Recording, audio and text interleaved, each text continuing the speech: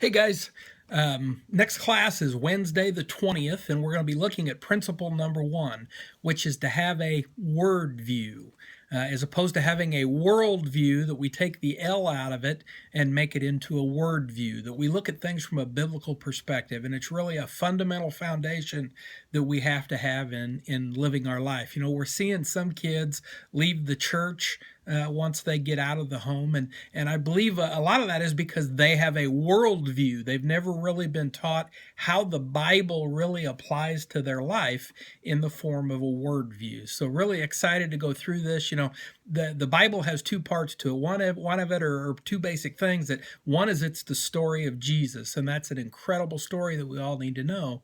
But it's also a game plan for life, and we need to understand how to apply that game plan to our life. And so that's all part of having a word view, or having a biblical way that we look at things. Now, as we do this, though, it gets part of it that gets really fun are addressing some of the questions that go along with a biblical worldview.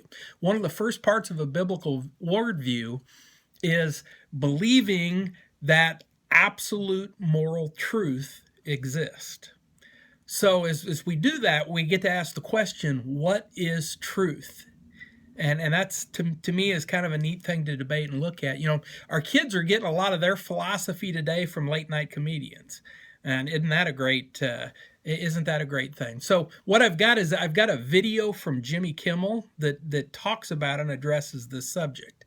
And so as we look at it, and it's really an interesting video, because in some ways it's 100% right, but in other ways it's 100% wrong. So how do we go about addressing this with our kids and getting them to where they have a biblical worldview, which I call a word view, that they have a word view as they approach things. So I hope you can join us on Wednesday night, a little dinner at 5:30, then class runs from 6:30 to 7:30. Again, open to St. Paul's members and non-St. Paul's members.